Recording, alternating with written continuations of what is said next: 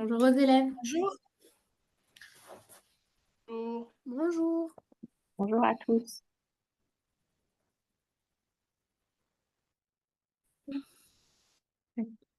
Bon, On fait rentrer, voilà, tout le monde rentre. Ben, bonjour à tous, merci pour d'être là. Je vous présente Laura Djelaoui qui est dentiste, qui va nous raconter son parcours, comment elle est arrivée à être dentiste. Et après, comme habituellement, on vous laissera la parole. Donc à toi, Laura, je t'en prie, tu veux te présenter, tu m'entends? oui, oui, Laura, on t'entend. Bonjour, bonjour à tous. Je ne sais pas si on est au complet. Si, c'est bon, vas-y. C'est bon? Ouais. Ok. Donc, je m'appelle Laura. Je suis chirurgien dentiste depuis presque une quinzaine d'années. Donc, je réside sur Toulouse, là où j'ai fait mes études, donc à l'université de médecine de Toulouse, où on passe un concours commun avec les médecins, les pharmaciens et les sages-femmes avant de décider d'une spécialisation. Ça se décide donc un petit peu avant le bac, hein, les orientations pour faire dentiste. Il faut réaliser un bac en général. Il est conseillé de réaliser un bac scientifique, mais c'est pas obligatoire. Il y en a qui réalisent des bacs en chimie ou en biochimie, donc des bacs STL ou STML à l'époque. Donc ça peut être des bacs pro. Et ça peut aussi également être des bacs éco-littéraires, mais il y a des proportions au concours de réussite qui sont un peu plus basses pour les bacs qui ne sont pas scientifiques. Voilà, donc j'ai fait une année de médecine que j'ai ratée la première fois et que j'ai eu la seconde fois. Et ensuite, j'ai choisi de faire chirurgien dentiste. Donc, en parallèle des cours de médecine, on peut choisir plusieurs options parce que ce sont des études difficiles. On peut choisir des options pour avoir soit un tutorat et des cours et des enseignements qui sont dispensés par des élèves de l'université qui sont du soutien scolaire, ou alors on peut passer par du soutien scolaire public, dans tous les cas privé, c'est-à-dire des écoles privées qui dispensent des cours en plus de l'université pour augmenter les chances d'avoir son année. Donc à partir de là, on peut aussi cumuler les deux. Donc c'est des études qui sont quand même difficiles. En général, on va en amphithéâtre le matin où on a des cours magistraux, comme la manière dont vous allez en cours au lycée. Donc là, il faut prendre les cours et l'après-midi, il peut y avoir des TD. En général, 2 heures de TD 3 fois par semaine. Et le reste du temps, en fait, il faut étudier les cours magistraux. Voilà. Les cours magistraux, il y en a environ 4 heures par jour et il y a environ 6 heures de TD par semaine. Et à ça, il faut ajouter le tutorat, soit privé, soit public, soit les deux, pour augmenter et maximiser ses chances de réussite au concours donc de médecine, dentiste, pharmacie ou sage-femme que vous allez décider assez rapidement dès le mois de septembre à l'inscription, pour quelle filière vous voulez concourir. Alors, on a une petite question de Nelly. On te laisse poser Oui. ta question. En fait, c'est quoi un TD? C'est des travaux dirigés. Ok. Vous avez peut-être ça déjà au collège, c'est quand vous faites les espèces de petits travaux pratiques en chimie, en physique ou en technologie. C'est quand vous faites des choses qui sont plus manuelles ou des exercices. C'est des Ça répond à ta DST en fait. question, Nelly? Tant mieux. Donc c'est Oui, Augustin merci. et Clémentine, c'est pas Nelly. Nelly, c'est notre maman. Ah, pardon. D'accord, Clémentine.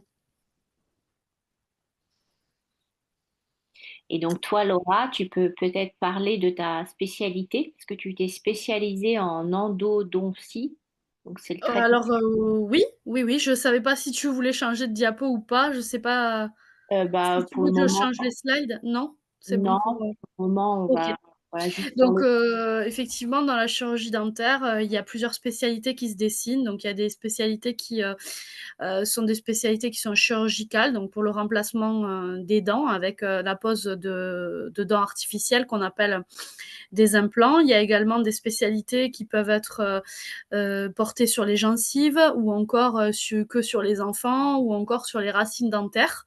Donc, il y en a aussi qui sont spécialisés dans le rapport entre les mâchoires, c'est-à-dire les contacts contact entre les dents du haut ou du bas, ou encore des spécialités pour remettre les dents à leur place quand elles ne sont pas alignées, qu'on appelle l'orthodontie. Donc, on peut décider d'être un dentiste généraliste ou est-ce qu'on fait un petit peu de tout et quand ça devient compliqué, on fait un petit courrier et on envoie un dentiste spécialisé.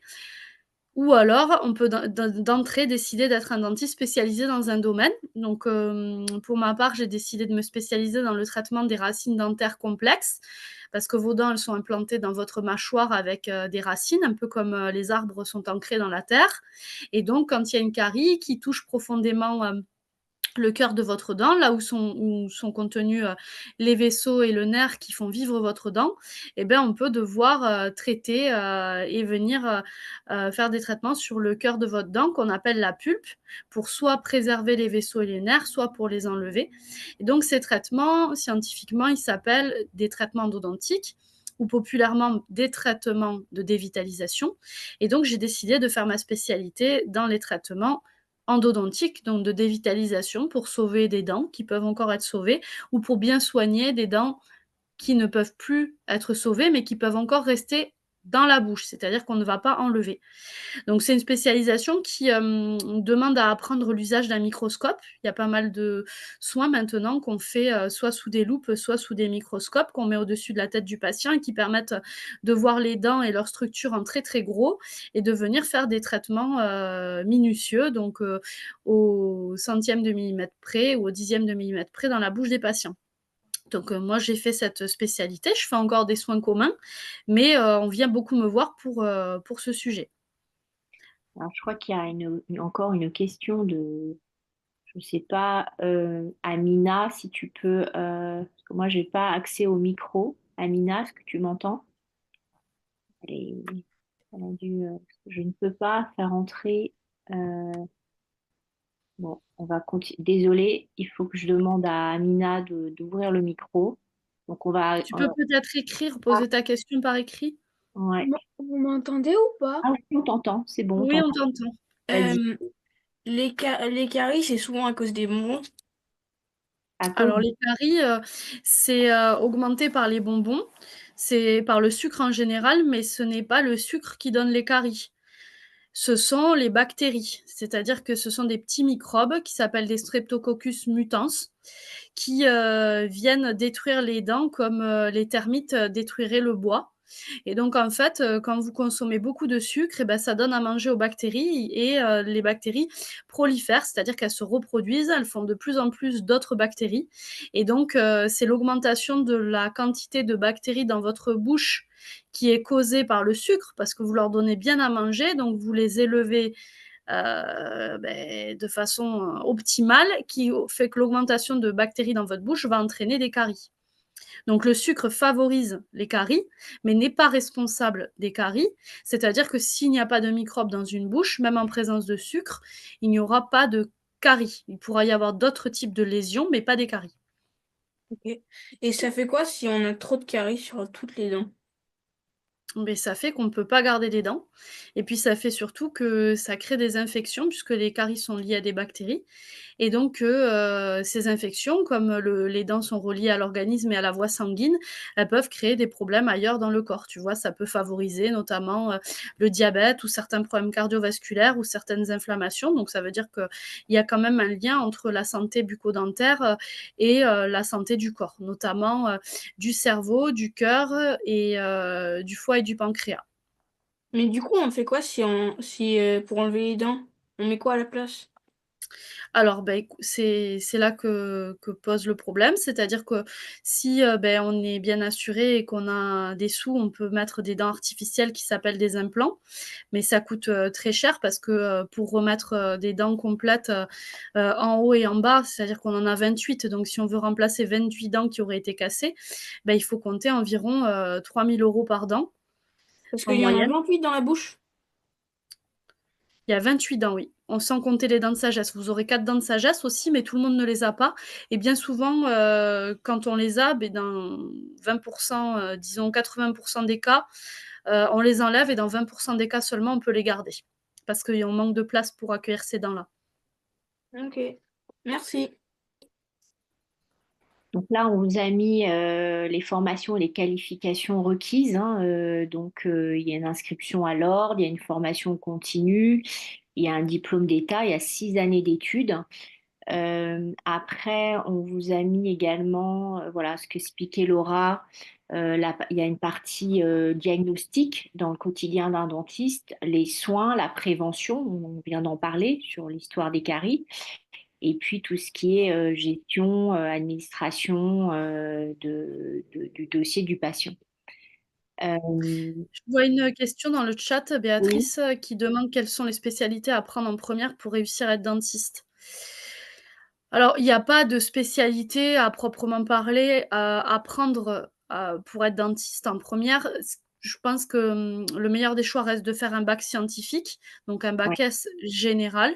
Et sur les options proposées au bac S, je pense que l'option biologie ou physique reste l'option qui est la meilleure parce qu'il y a très peu de maths en médecine.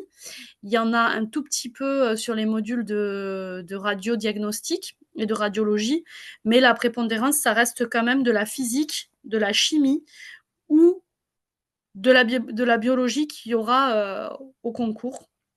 Donc d'avoir des bases en physique, chimie ou en biologie sont à mon avis les solutions les plus pertinentes. Pour ma part, j'avais fait un bac S avec une option physique-chimie. alors bac S maintenant, c'est tout ce qui est, ça a changé, donc c'est tout ce qui est mathématiques et physique, hein. Euh, voilà. Alors la spécialité, effectivement, elle arrive pas tout de suite. Utilisez-vous l'intelligence artificielle? On a une question, Laura, là-dessus. Alors, j'utilise pas l'intelligence artificielle dans la création de mes diagnostics. Je n'utilise pas l'intelligence artificielle dans la thérapeutique. J'utilise l'intelligence artificielle dans l'optimisation du flux d'informations, c'est-à-dire dans la gestion des mails, dans la gestion organisation bureautique, dans les logiciels, mais pas à des fins diagnostiques ou thérapeutiques. Donc, c'est plutôt pour la gestion administrative du cabinet dentaire, puisque c'est quand même une activité de chef d'entreprise où est-ce qu'il faut commander du matériel, choisir du matériel, payer du matériel, recevoir du matériel, faire la traçabilité du matériel. Et donc, on peut utiliser dans ces modules annexes qui sont des tâches organisationnelles du cabinet, des modules d'intelligence artificielle. Et par contre, je ne les utilise pas en soins. Il existe certains logiciels qui utilisent l'intelligence artificielle pour de la radiographie, mais ils font juste de l'identification à visée de communication de problèmes sur des radios pour des patients. Donc, c'est pour que les patients arrivent à voir un petit peu ce que nous, on voit en tant que dentiste quand on regarde une radio, mais ça ne nous aide pas à nous à réaliser le diagnostic ou à dire le problème qu'il y a sur la radio. Mm. Et Et, oui, j'ai un cabinet dentaire à Toulouse. ouais. Et justement, au niveau de l'installation, donc c'est une profession libérale, hein, sauf enfin, quand on est installé, en tout cas, on est en libéral. Quand on commence, en général, on commence en tant que salarié dans un cabinet. Et on voulait vous parler aussi de la partie financière, hein, parce que pour s'installer, c'est comme un commerce. Donc, il faut investir du matériel, des équipements. Donc, on peut faire le choix d'investir. En général, on ne se lance pas tout de suite parce qu'il faut avoir un petit peu de bagage et d'expérience. Mais toi, voilà, Laura, tu peux peut-être parler de toi, du choix que tu as fait. Euh, si ça... Alors pour ma part, j'ai décidé d'être salariée les premières années de mon activité parce que de fait, j'avais pas à gérer tout le fonctionnement d'un cabinet, hein, toute l'organisation et à me concentrer vraiment sur les soins et le patient. Après, j'ai eu de la chance de trouver un poste de chirurgien dentiste salarié parce que c'est difficile à trouver, hein. La plupart des chirurgiens dentistes exercent pour 80% en libéral, c'est-à-dire qu'on monte son entreprise immédiatement après avoir été diplômé. Et donc, comme on n'a pas l'argent pour s'installer, parce qu'il faut quand même environ avoir travaillé 3 ans pour pouvoir avoir un bilan et une installation, d'évaluation, c'est-à-dire un bilan, prouver qu'on sait travailler et qu'on est capable de gagner assez de sous pour avoir notre propre cabinet auprès de la banque, pour être accompagné dans les prêts bancaires qui permettront l'achat des locaux et du matériel. Donc, on loue des locaux au début à d'autres dentistes qui ont des cabinets. Donc, on va les voir et on leur propose, on leur dit voilà qu'on est jeunes diplômés et qu'on souhaite travailler. Est-ce qu'éventuellement, ils pourraient nous louer un fauteuil et une petite place dans leur cabinet pour travailler. Et puis, parfois, dans ces cabinets, on s'y plaît et on propose d'y rester. Dans ce cas-là, on peut s'associer à un dentiste qui a déjà un cabinet, mais il faut payer bien sûr les parts, c'est-à-dire les droits d'entrée dans le cabinet pour le matériel, la patientèle et l'organisation que le dentiste a mis en place. Donc, dans ce cas-là, ça nécessite souvent un prêt bancaire qui peut être d'environ 80, je dirais, à 250 000 euros. Et puis après, si vous voulez vous installer pour créer votre propre cabinet, proposer à des gens justement de venir travailler chez vous, là, on va plutôt être sur des investissements qui sont entre 600 et 1 million d'euros. Et puis après, vous avez toujours l'option de chercher donc à être dentiste salarié. Donc il y en a un petit peu dans les CPAM, donc dans les centres d'examen de santé de la sécurité sociale. Il y a aussi des dentistes salariés qui ne font que de l'administratif à la sécurité sociale. Et puis après, sinon, il y en a dans certains cabinets, il y a certaines places dans des cabinets privés ou des centres dentaires. Alors, oui. De, combien gagnez-vous par jour et combien de clients avez-vous par jour? Alors, ça dépend vraiment. En moyenne, le salaire d'un dentiste par mois, il peut être entre, au démarrage, quand je suis sortie de l'école, je devais gagner net 2 300 euros. Donc ça a duré sur les 3 premières années de ma vie. J'ai assez rapidement atteint en salarié 3 000 euros par mois, un peu moins puisque c'était du brut. Et ensuite, quand j'ai commencé à louer des cabinets et à avoir de l'expérience, j'ai augmenté pour gagner entre 4 et 5 000 euros par mois. Et la moyenne des dentistes, c'est plutôt voilà, entre 3 000 et 8 000 euros par mois, mais avant impôt. C'est pas la moyenne, c'est entre. Est-ce que Voilà. ça varie aussi en En fait, fonction c'est salarié, en fait. 8000, c'est quand c'est ton cabinet et tout. Est-ce Non, que... ça n'a rien à voir, hein. C'est surtout lié aux spécialités. D'accord. Il y a des spécialités qui gagnent beaucoup plus d'argent que d'autres. Des spécialités, par exemple, on peut monter à des prix bien plus, enfin, des salaires plus élevés sur des secteurs comme les orthodontistes ou comme chez certains chirurgiens dentistes qui ne font plus que de la chirurgie. C'est pas évident que les gens gagnent plus d'argent parce qu'ils ont leur cabinet, parce qu'il y a plus de charges, donc il y a des fluctuations. Donc c'est pas toujours une vérité absolue. Il y a des dentistes salariés qui gagnent mieux leur vie que des dentistes qui ont leur cabinet. Et puis ça dépend vraiment des spécialités plus que et de la zone d'implantation aussi.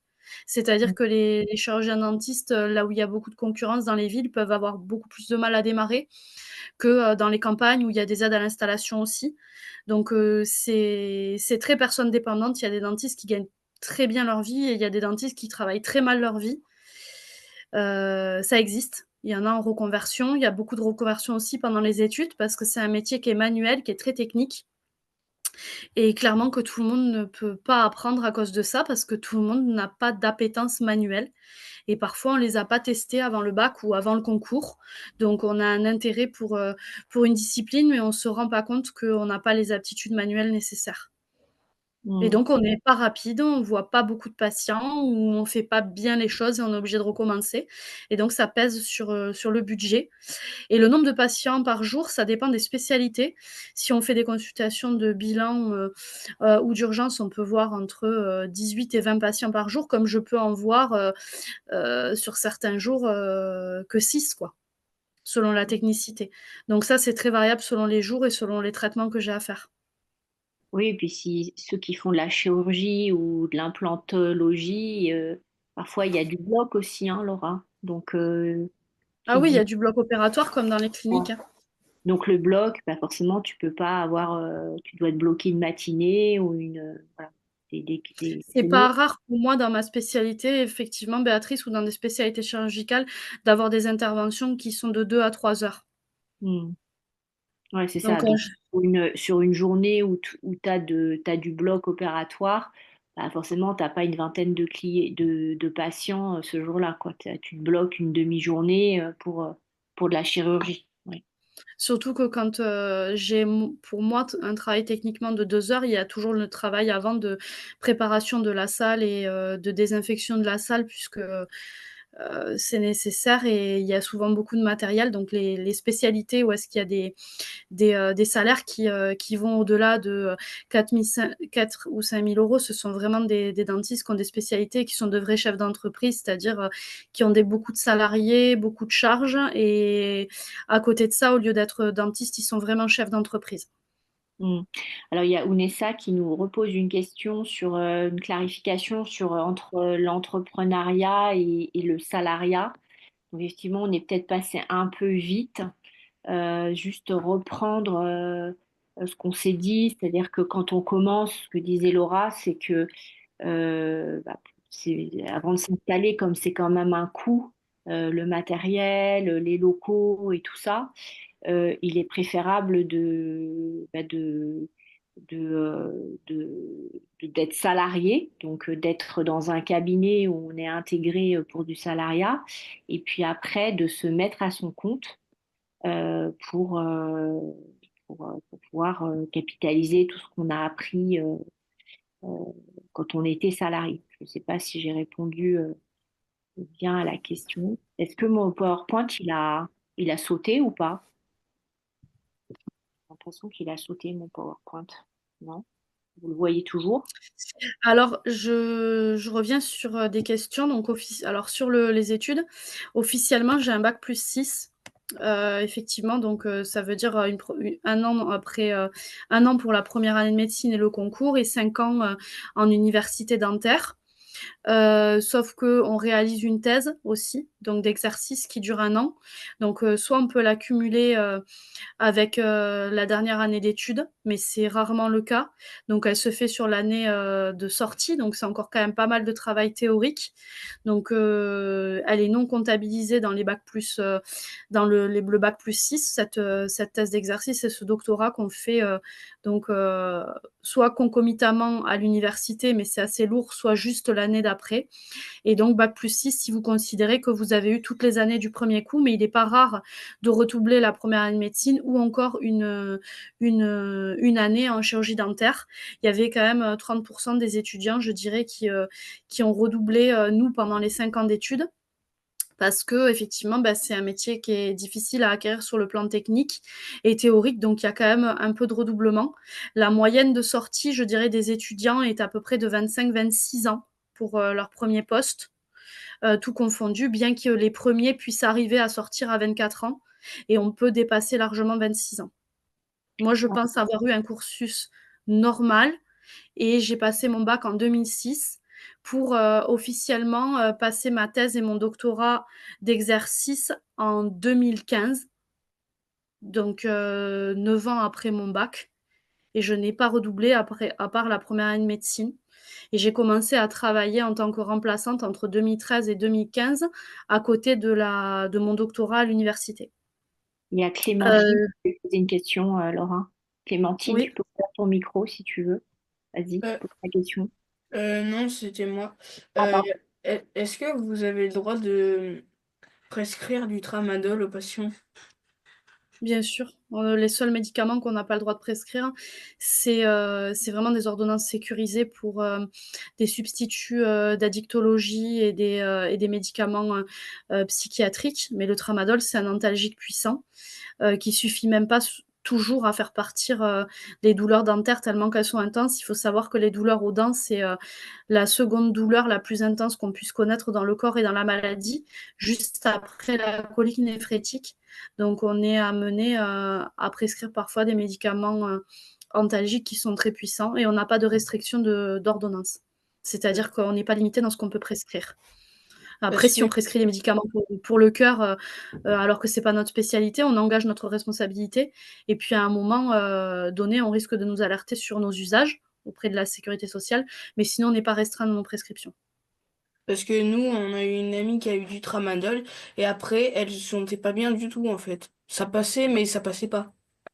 Qu'est-ce qui passait pas? Son La, état la douleur, de douleur ou le euh, fait qu'elle se sente la, pas bien à cause la du douleur médicament? dedans. La douleur elle est et en fait elle a fait un malaise. La douleur dentaire, elle peut très difficilement passer avec des médicaments, même très, très forts. La douleur dentaire, elle nécessite, toujours un acte technique chez le dentiste. Puis Donc on n'est il y a aucun pas, médicament qui puisse, vraiment soulager, une douleur dentaire. Il faut on toujours n'est pas qu'il y ait tous un égaux. acte technique. Ouais. Et puis Mmh. on Il n'est faut pas tous. toujours un acte technique couplé à un médicament. Ok, parce qu'au début, je croyais que le tramadol, c'était Excuse-moi, interdit. Béatrice, comme ça a coupé, je crois que je t'ai coupé Pas de la parole. souci. En fait, ce que je voulais rajouter, Laura, c'est Que que c'était? Excuse-moi, jeune homme, c'était?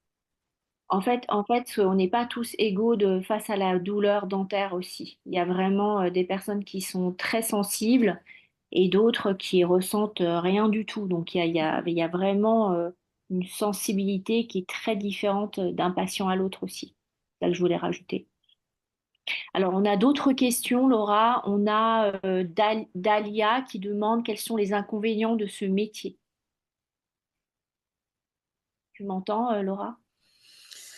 Les inconvénients de ce métier, ça dépend de chacun, hein. Vous verrez peut-être pas des inconvénients. Il faut s'entretenir physiquement, c'est un métier qui est physique, hein. Où est-ce qu'on peut avoir mal au dos, à la nuque, aux épaules, si on n'aime pas le sport et si on s'entretient pas, parce qu'on a des positions, bien qu'elles soient de plus en plus, ergonomiques, parce que le matériel évolue, qui restent quand même, pénibles. Donc, j'ai envie de dire que c'est un métier physique.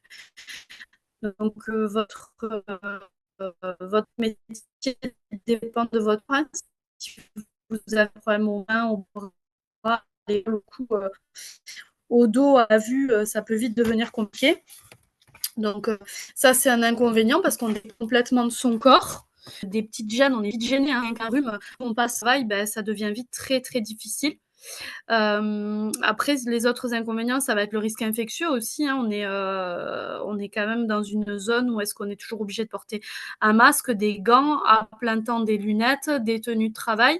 Donc on faisait partie du personnel qui était donc très exposé pendant le Covid, nous dans le cabinet dentaire avec des normes qui se sont durcies. On fait aussi également partie des personnels que l'on va obliger à se vacciner, obligés par le système de santé à faire tous les vaccins qui seront. Et puis après, dans les inconvénients aussi, il va y avoir quand même des séquelles qu'on peut avoir au niveau des oreilles si on ne porte pas de protection auditive parce que les machines sont quand même bruyantes. Et il y a toujours un risque aussi qui est infectieux. On peut toujours se piquer ou avoir des projections de sang avec un patient qui peut être porteur d'une maladie grave ou incurable comme le VIH ou l'hépatite. Donc, ça reste des situations très anecdotiques et qui sont très, très, très, très rares. Donc, il ne faut pas en avoir peur. Mais quelqu'un qui a déjà peur du sang, qui a déjà peur des maladies, qui a déjà une anxiété par rapport à ça, eh ben, il faut faire un pré-travail parce que on ne peut pas hésiter à soigner parce que la personne est atteinte d'une maladie. Il faut pouvoir soigner tout le monde. Donc les gens nous disent de quoi ils souffrent et parfois ils souffrent de maladies contagieuses. Et il faudra prendre sur soi, se protéger et les soigner comme s'ils n'avaient rien et comme il se doit, sans stresser. Donc ça peut être un inconvénient. Et après un deuxième inconvénient, c'est qu'un chirurgien dentiste, c'est avant tout, un chef d'entreprise et que, on est obligé, de faire tout le temps attention, aux charges, aux dépenses. On ne peut pas simplement, commander du matériel et soigner du mieux qu'on peut et qu'on veut avec son cœur. On est obligé de vraiment faire très attention et d'avoir un esprit critique sur ce qu'on achète, de façon à travailler, correctement aux normes, mais avec, des coûts de structure qui sont bien équilibrés parce que, sinon on peut se retrouver très vite embêté. Au niveau financier, c'est un métier où on gagne très bien sa vie, mais où on peut, très vite, perdre sa santé financière et perdre son salaire. Mm.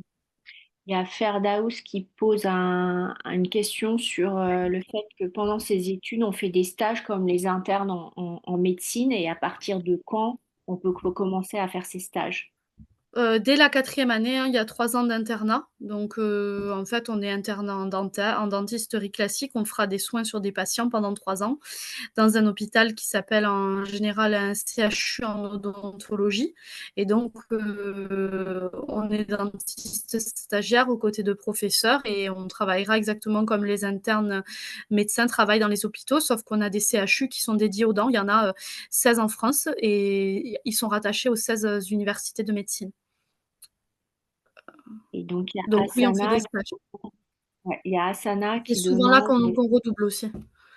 euh, Euh, oui, c'est Asana, possible de faire. C'est faut possible de faire faire un un stage stage. au collège dans un cabinet, oui. Tout à fait. Il faut une convention de stage qui est parfois remis par l'établissement et le collège, ou parfois qui peut être remis par des missions locales ou par des organismes qui accompagnent des jeunes hein, qui peuvent faire des conventions de stage. Pour pouvoir venir observer dans un cabinet dentaire. Moi, j'encourage tous ceux qui veulent faire une profession, quelle qu'elle soit, à faire des demandes de stage. Et donc, on a une question de Nelly. Si les dentistes prescrivent des médicaments interdits, ça peut les amener à, à une amende, à des sanctions. Voilà. Bien sûr. Il y a des chirurgiens dentistes qui ont eu des amendes, il y a des chirurgiens dentistes qui ont été interdits d'exercer leur métier, il y a des chirurgiens dentistes qui ont été en prison comme tout être humain, hein. Quelle que soit la fonction que l'on a ou le métier qu'on a, quand on respecte pas les règles ou ses responsabilités, eh ben, on peut être amené à payer des amendes ou aller en prison, qu'on soit dentiste, président de la République ou tout simplement un autre métier. À partir du moment où on n'est pas. Puis il y a peut-être, on peut rappeler aux jeunes qui écoutent qu'il y a un ordre aussi, comme l'ordre des médecins, il y a un ordre des dentistes. Donc j'imagine qu'il peut y avoir des sanctions disciplinaires aussi au sein de cet ordre. Hein, Laura, tu peux me confirmer ça?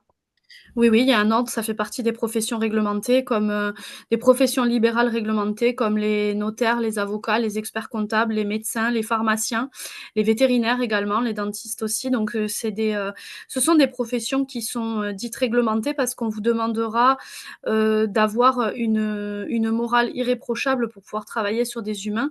Donc on vous demandera à l'inscription au niveau de l'ordre, votre casier judiciaire qui devra être, vierge ou alors, avec des mentions qui sont, de petite gravité. On peut aussi être interdit d'exercer si on ne paye pas bien sa caisse de retraite, son URSSAF ou ses impôts, même si ça n'a rien à voir avec les soins.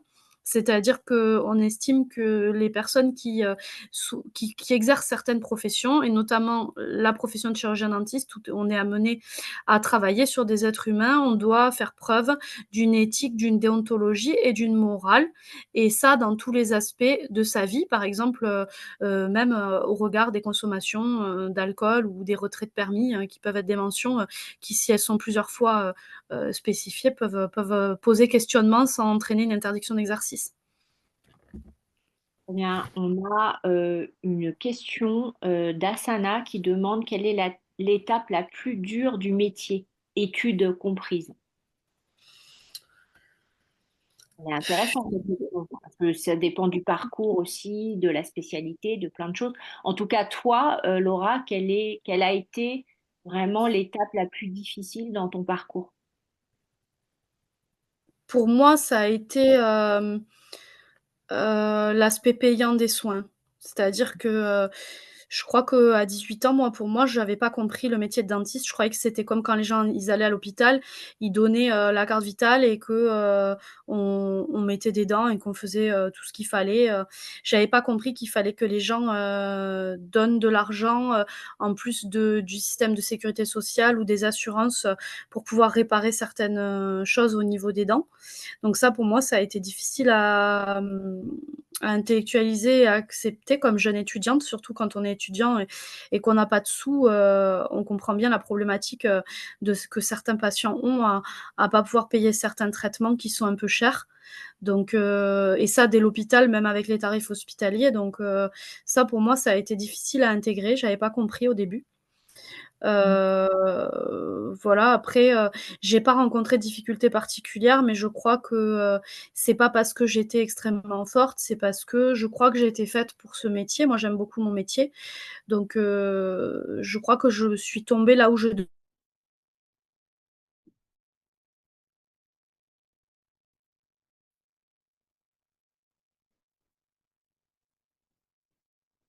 Un problème de connexion. Je ne sais pas si vous avez un petit problème ou pas.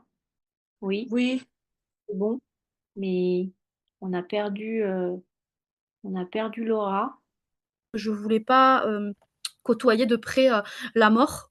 Donc j'avais envie de faire un métier aussi technique que les médecins, avec, beaucoup pousser le niveau scientifique, mais ne pas être, dans l'aspect à la mort. Donc du coup, dentiste, ça collait pas trop mal et donc j'ai fait chirurgien dentiste.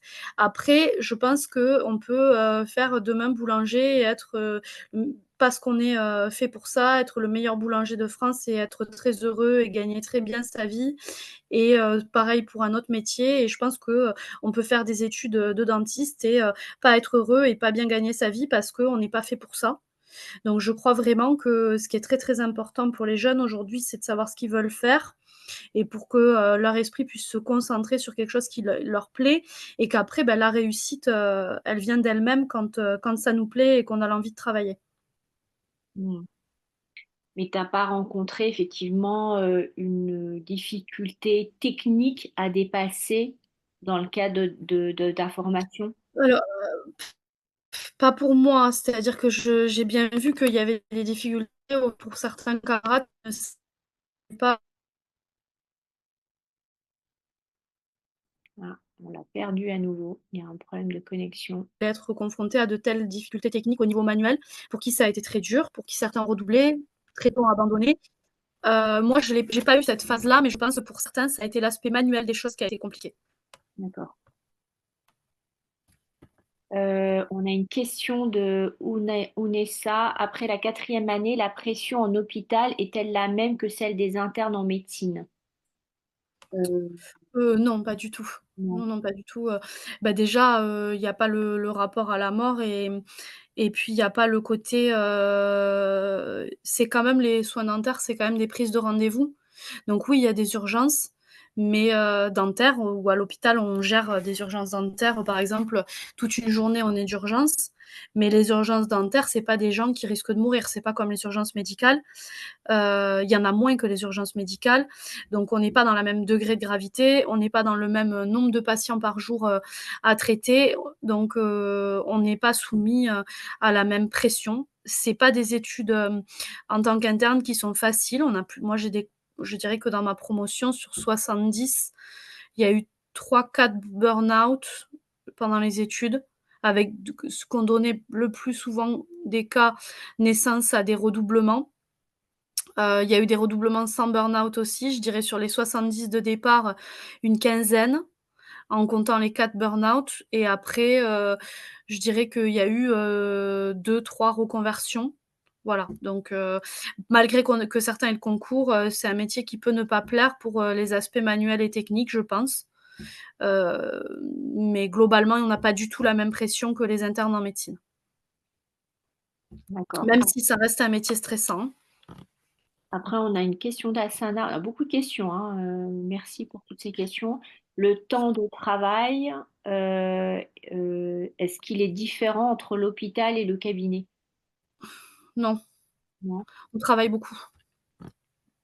D'accord. On travaille beaucoup. Moi, les jours où je vais au cabinet, je considère qu'ils sont rayés de mon agenda, en ce qui concerne ma propre personne, hein, parce que j'arrive, très largement avant 9 heures et que je repars bien souvent après 20 heures. Donc parce que même si mon dernier patient est sorti, à 19h15, ou même 19 heures tout pile, il y a tout le matériel, la gestion des partenaires, des envois de prothèses, du nettoyage, des équipes, qui peuvent prendre du temps, pour fermer un cabinet. Donc même en essayant de recevoir les patients le soir dans des horaires corrects pour les arranger sur le plan du travail, parce qu'il y a ça aussi.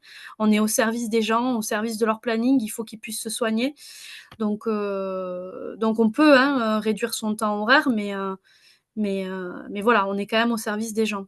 Donc on travaille quand même beaucoup et on fait nos horaires parce qu'on est des chefs d'entreprise, donc on peut décider. On travaille souvent pas 5 jours, mais 4, parce que le reste du temps, on fait beaucoup de papier. En moyenne, les dentistes travaillent 4 jours par semaine sur des patients et ils font une journée de gestion de cabinet à côté. Et parfois, ça arrive que ça soit 3 jours et une gestion de journée, mais c'est pas au début d'activité, c'est vraiment longtemps après. Alors, je crois que j'ai vu une question. À un moment donné, alors j'ai des questions comme ça dure combien de temps la prison pour les dentistes? Alors ça, je comprends pas la question, effectivement, Non, Nelly. mais Je peux ouais, le en fait, faire à l'oral, hein, je pense. Hein? Je crois que j'ai mal formulé la question.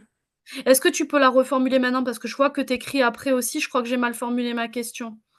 Donc, Euh, qu'est-ce que tu veux nous dire? Est-ce que par exemple ça dure 1 an, 2 ans, 3 ans, 4 ans, 5 ans ou enfin, est-ce que ça peut durer longtemps si Eh c'est beh, grave? c'est comme pour tout le monde, hein. Si le dentiste, il a tué un patient, ça peut être, à vie. Ça dépend exactement. C'est comme, tout être humain, hein. La prison, c'est les juges qui vont décider et ça va dépendre de ce qu'a fait la personne et de la gravité de ce qu'elle a fait et de si elle l'a fait volontairement ou non volontairement. Et Pourquoi du tu coup, te ça poses veut cette dire question? Qu'est-ce qui te fait peur? Pourquoi le lien entre le dentiste et la prison?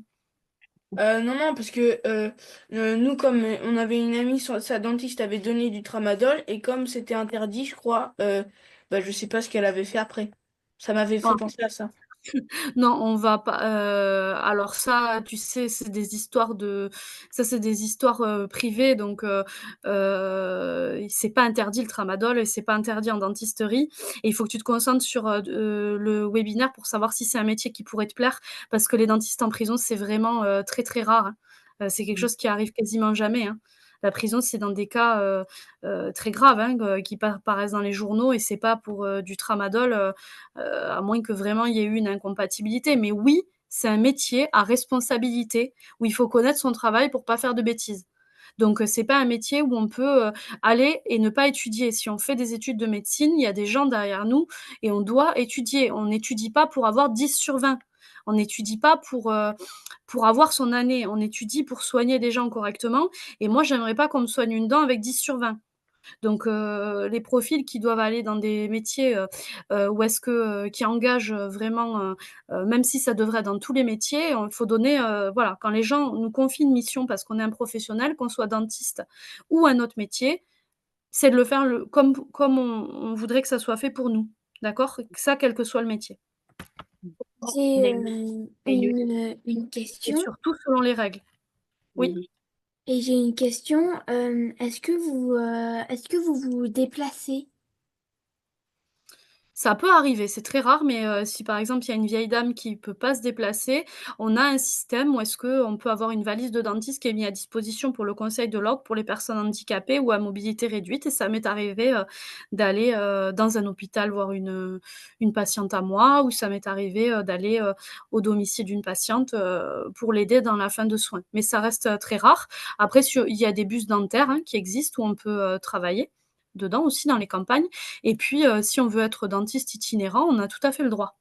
Si on veut monter un bus dentaire soi-même et se déplacer, on peut. Si on veut faire de la visite à domicile et être dentiste qui fait que ça, je pense qu'il y a pas mal d'associations, où certains dentistes le font de temps en temps, mais si jamais, il y avait un dentiste qui voudrait le faire tout le temps, il pourrait. Après, j'ai des copines qui font des missions 1 fois par mois dans des maisons de retraite, donc elles se déplacent 1 fois par mois dans les maisons de retraite. Donc ça, c'est quelque chose que je fais pas parce que c'est pas possible sur la spécialité que j'ai choisie. Donc je le fais rarement. Mais par contre, si j'avais souhaité le faire et travailler, avec des maisons de retraite ou des bus dentaires et me déplacer plus régulièrement, ça aurait été possible. Ça existe et c'est encouragé et c'est bien de le En faire fait, Ok, pour merci. dans ce métier-là, on joue pas avec les patients. C'est sérieux. ah oui, c'est sérieux et puis de toute façon, c'est un métier où le résultat de tes actes, moi c'est aussi pour ça que je l'ai choisi, c'est-à-dire que quand on touche à une dent, ça se voit. Le résultat de mes actes, moi ce que je fais, bien ou pas, je Ah, comme quand tu dessines, quand tu fais quelque chose avec tes mains et ben, dans certains cas, parce que c'est microscopique, mais globalement, 80 de ce qu'on fait, on en a le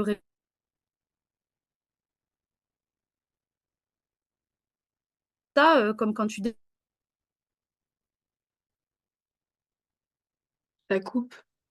Ouais, ça coupe, Laura, on t'entend dessines, tu pas. sais bien si tu as dépassé ou pas.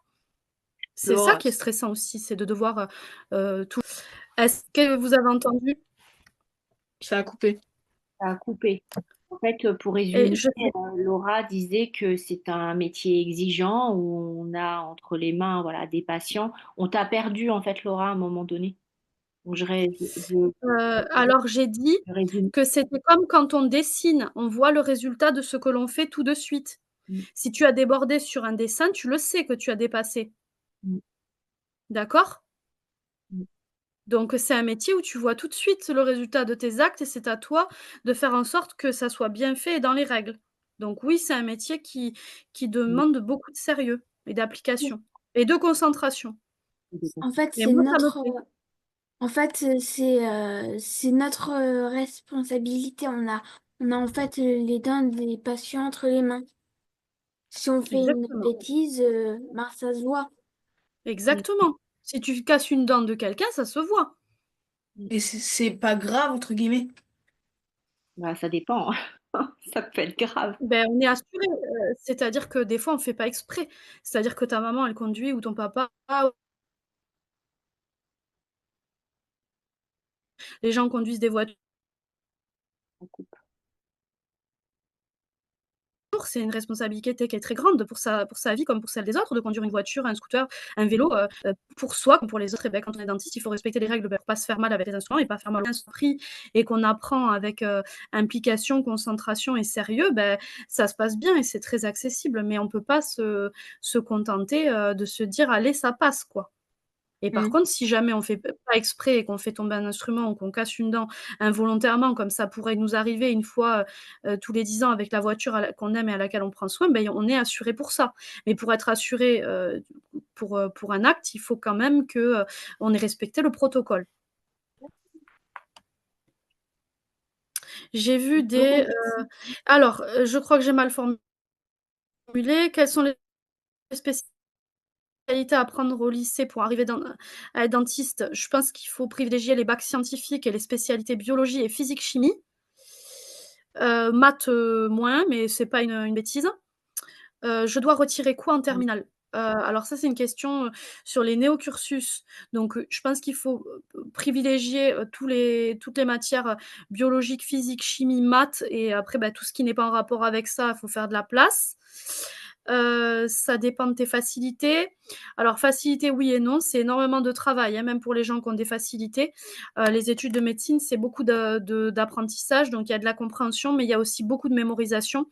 Donc, de comprendre vite et d'être malin, c'est pas forcément, ce qui fait le travail, hein. Il faut, vraiment s'impliquer et apprendre. Vous pouvez préciser les aspects manuels qui sont compliqués. Tous, on travaille au millimètre, donc c'est comme la poterie, c'est comme le dessin, c'est comme la peinture, voilà. C'est des choses, moi je vous engage à peut-être, aller observer un dentiste travailler et puis, également à faire quelques activités manuelles pour savoir si quand, vous faites des activités manuelles, ça vous plaît et que ça vous détend et que vous avez envie de progresser ou si dès que, la poterie elle est pas comme vous voulez, ça vous énerve et que vous avez envie d'abandonner. Ne serait-ce que ça. Mm. Heu, ça peut durer combien de temps une opération? En moyenne, ça peut durer une bonne grosse matinée. En général, on a tous vu des opérations qui durent, max entre 3 et 4 heures.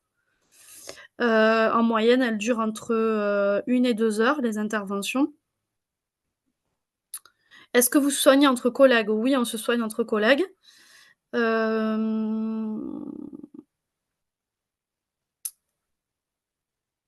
et Ah, ensuite, c'est mm. mieux là ou passe? Je sais pas. Répondre à cette question. Je n'en ai aucune idée. Je suppose que ça demande, peut-être, d'en discuter avec un conseiller d'orientation en fonction du profil et du bac. Ouais. Je pense que c'est une bonne observation et surtout le LAS et le PASS, il va y avoir une réforme. On en avait parlé au précédent webinaire sur le médecin généraliste qui était venu parler à ce micro. Et il va y avoir une réforme en 2026 sur le LAS et le PASS. Donc, Oui il va- et pour récapituler. Oui, ça va dépendre de vous et au moment où vous allez vous orienter selon votre profil. Moi, je pense qu'au cas par cas, il faut, en discuter avec une conseillère d'orientation et puis, à la rigueur, se rapprocher des universités dans lesquelles on veut aller, hein, l'université de médecine ou de dentiste. Il y a des sites internet sur les universités où vous pouvez prendre contact avec l'administration et poser quelques questions, au préalable. Donc je pense que ça peut être fait et de passer par un conseiller d'orientation également, ça peut être fait. Oui. Et puis aussi, il y a beaucoup d'informations sur Parcoursup, hein. C'est en fonction de votre région, ça vous permet déjà d'avoir une idée des conditions d'exigibilité et les conditions d'admission. Donc ça, faut pas attendre la terminale tout le monde peut avoir se créer un identifiant et un code d'accès pour accéder à Parcoursup. Et moi, j'invite vraiment, si vous posez des questions sur votre orientation, de commencer à regarder et de voilà, vous faire une idée en fonction de ce que vous souhaitez faire plus tard. On a une question de Niati, et puis là, on va bientôt, dans quelques minutes, voilà, on prend les dernières questions. On va arrêter à 19 heures. Il y a une question, c'est quoi la différence entre orthodontiste et dentiste? Je pense que Laura t'en a parlé un peu rapidement tout à l'heure, mais on peut peut-être revenir sur cette notion sur cette différence-là. Les orthodontistes sont des dentistes à la base, donc qui ont fait 6 ans d'études, qui ont fait exactement les mêmes études que les dentistes, qui ont ensuite passé un autre concours au bout des 6 ans pour savoir s'ils pouvaient devenir orthodontistes et qui ont ensuite, s'ils ont eu ce concours, qui est encore un concours difficile, travaillé 3 ans de plus que les dentistes à l'hôpital de façon à acquérir la spécialité de l'orthodontie. Donc, pour les orthodontistes, le niveau d'études est plutôt de bac plus 9. Mm. Est-ce qu'il y a d'autres questions? En tout cas, merci pour toutes ces questions. Vous avez été très actifs. Oui, vas-y, Augustin, Augustin, pardon. est-ce que ça vous arrive des fois de rester jusqu'à 23h30 ou minuit au cabinet? C'est très rare, mais ça m'est arrivé d'ouvrir le cabinet pour des personnes de mon entourage ou de mon club de sport, qui sont blessées le soir pendant qu'on était en train de pratiquer un sport. Mm. Donc, c'est rare, mais ça peut m'arriver, quand quelqu'un a mon numéro de téléphone privé, qu'un enfant tombe ou que je suis en soirée, que quelqu'un tombe dans la rue, que le cabinet est à proximité ou bien que je suis au club sportif et que quelqu'un tombe sur une dent, comme, le fait de soigner la dent dans l'heure, est recommandé pour ça. Mais sinon, j'ai jamais, fond et que si je voulais rester ouvert jusqu'à minuit, il y aurait pas de problème, j'aurais le droit. Est-ce que Allez, dans ce métier, on est obligé de rester sérieux ou on a le droit de, bah, en pause, de s'échapper à un moment et de rigoler, enfin voilà. J'ai pas trop connu de pause dans mon métier. La pause, elle est entre midi et 2. C'est toi qui décides, mais dans la journée, quand il y a les patients, il y a très peu de pauses, hein. Moi, j'essaye de bloquer, 1/4 d'heure de pause pour bien garder ma concentration, mais ma pause, elle est pas forcément au même moment que mes collègues. Donc des fois, je blague avec mon assistante ou avec mes patients plus. Donc les personnes avec qui je blague sont essentiellement mes patients. Et, C'est un et, métier qui se fait entre un médecin et son patient. et est-ce que vous faites, parce que je sais qu'il y en a, ils le font, comment ça s'appelle? Garde de nuit en fait.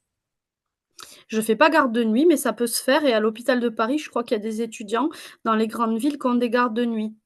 Et ça, j'en suis quasiment sûre. Mais comme ça change souvent, je sais pas quel hôpital le fait encore. Mais je sais que pendant les études, il y a des étudiants qui ont des gardes de nuit et j'ai des gardes le dimanche et les jours fériés. Pas en grand nombre, mais je peux être, nommée par le conseil de l'ordre de garde. J'ai déjà travaillé, le 25 décembre et le 1er janvier. après, c'est des Ok, choix, hein, merci. Laura. Tous les dentistes ne le font pas, hein. Les gardes du dimanche et les jours fériés sont obligatoires, Béatrice. Ah ouais?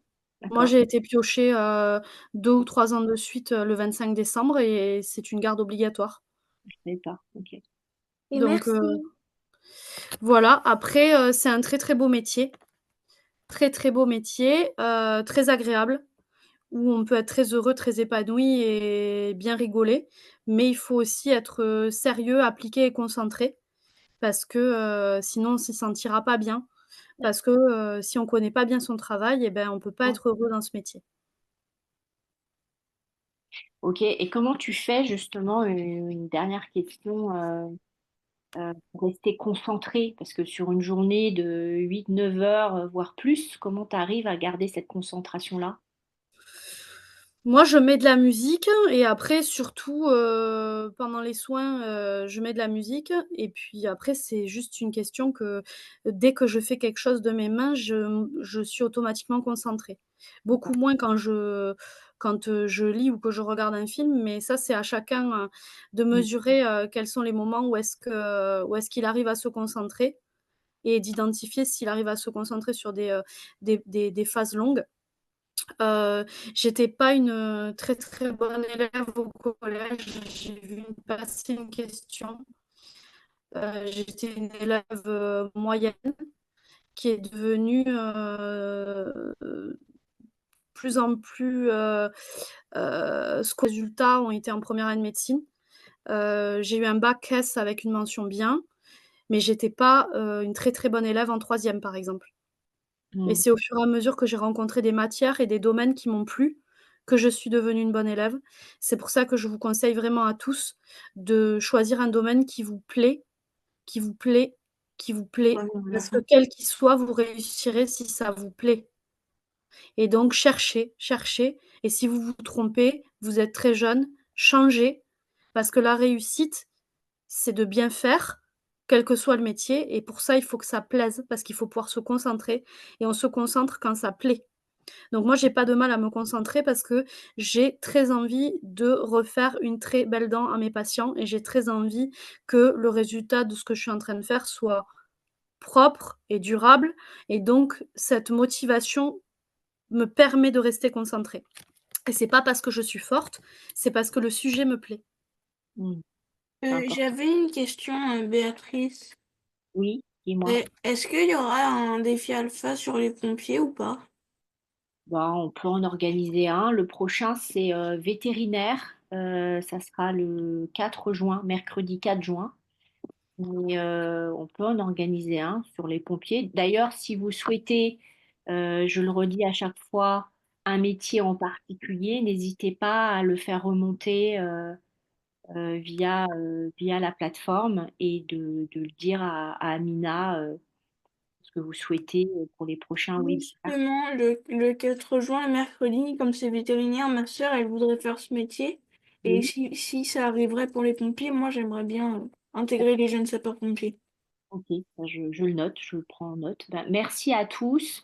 Au Ah, revoir. une dernière question. Est-ce que vous soignez les enfants et êtes-vous pour ou contre de donner un bonbon à la fin? Ouais, c'est une question. C'est mignon. Je suis pas contre de donner les bonbons, du moment que les enfants, ils en mangent quelques-uns de temps en temps et qu'ils se lavent les dents 2 fois par jour. De se laver les dents 1 fois par jour, ça ne suffit pas, ça ne Ouais. marche pas. Donc du moment que vous vous lavez correctement les dents tous les matins et tous les soirs, je pense qu'on ne peut pas vous priver de bonbons.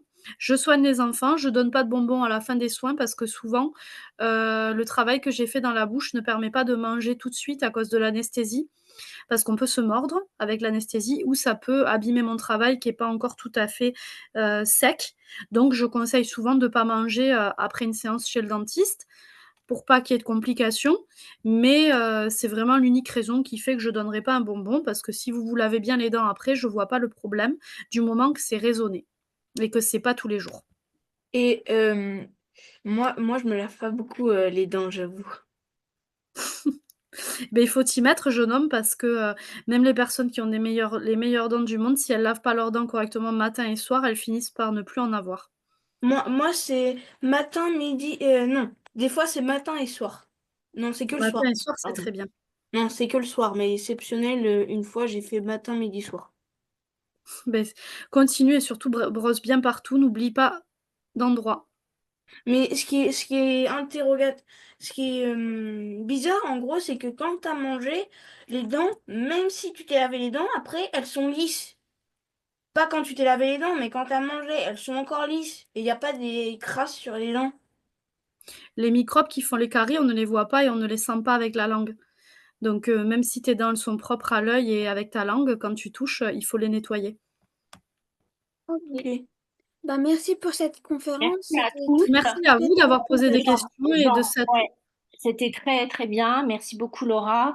On vous enverra la présentation parce qu'on n'a Oui, pas pu très passer bien. l'ensemble de la présentation. Je vous ai mis quelques chiffres, voilà, avec la progression du nombre de dentistes jusqu'en 2050, une progression aussi féminine. Et j'étais très heureuse d'interviewer une dentiste femme parce qu'il n'y en a pas énormément. Il y en aura de plus en plus, mais il n'y en a pas encore suffisamment.